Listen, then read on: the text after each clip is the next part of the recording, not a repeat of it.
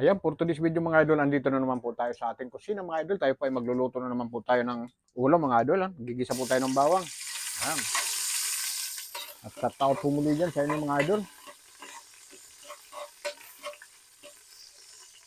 At siyempre po, sunod na po natin ang ating sibuyas mga idol para mamikos-mikos na natin siya mga idol. Ating sibuyas. Ayan. Alam niyo po ba kung anong lulutuin ko mga idol? Siyempre po, hindi po tayo magluluto ng puro gulay lang po tayo mga idol. At tayo po ay nagpapababa tayo ng sugar. Kasi mataas po yung ating sugar mga idol. Ayan. At mikos-mikos po ito mga idol. At siyempre yung ating lulutuin mga idol, alam niyo na kung ano to. A few moments later. Siyempre po mga idol, may kamatis siya mga idol. Lagyan natin yung kamatis. Ayan.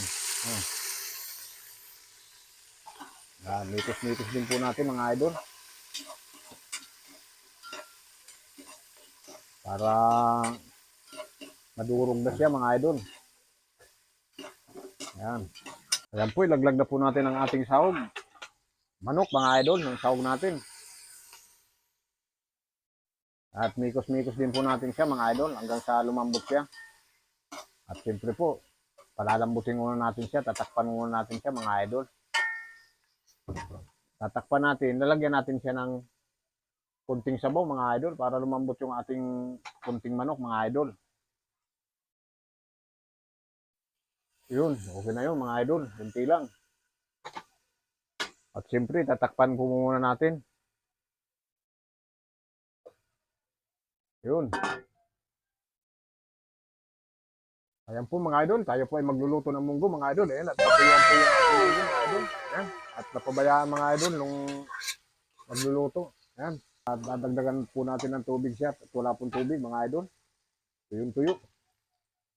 Tubig po mga idol para may sabaw siya. Ayan. At shout out po muli dyan sa inyo mga idol. Kayo po ba ganyan din magluto? Natutuyuan yung munggo? Ito po, natuyuan mga idol. Ayan, goods na yun mga idol. At kunti lang naman kami, 3 lang kami kakain mga idol. Ayan, oh. Okay na yun, mas masarap mga idol yung kunti lang ang sabaw para masarap na sarap yung pagkain mga idol, di ba? Ayan. At siyempre, lalagyan po natin ng cubes mga idol. 1 piraso lang. Ayan, para masarap na siya talaga. Nice. Lagyan natin ng asin. Asin. Sige, lagay mo na. Ayan, 25 pesos lang mga idol na asin. Dagdagan natin uli. Ayun. At para goods na siya mga idol, antayin natin siyang kumulo. At pagkulo po, ilalagay natin yung alugbati natin at saka yung talbos ng ampalaya. Ayan, takpan po muna mga idol. A few moments later. Ayan mga idol, silipin natin yung ating munggo kung kumukulo na. Yun, kumukulo na mga idol. Siyempre, lagyan muna natin siyang pantimpla, bitsin mga idol. Ayan. Ayan, goods na yun. At siyempre, titikman natin mga idol kung anong lasa. Kung masarap ba. Ayan. Para sa inyo mga idol. Medyo okay na mga idol. Lagdagan natin kunting asin lang. Ayan. Goods na yun mga idol. At baka naman po mga idol, tapusin po ang video. Simula umpisa hanggang sa dulo. Pag natapos po, saka po tayo mag-react at mag-comments mga idol. At pag nagustuhan po, sabi ko nga po, pakishare naman po mga idol. Yan po ang malaking tulong Sana po natin all. mga idol. Yan, takpan po muna natin mga idol at maya-maya ilalagay na po natin ang gulay mga idol. Yan. Alam po mga idol, chikin na natin. Yun, ayos na to mga idol, luto na. Lalagay na po natin ang ating gulay mga idol. Para kain na tayo mga idol.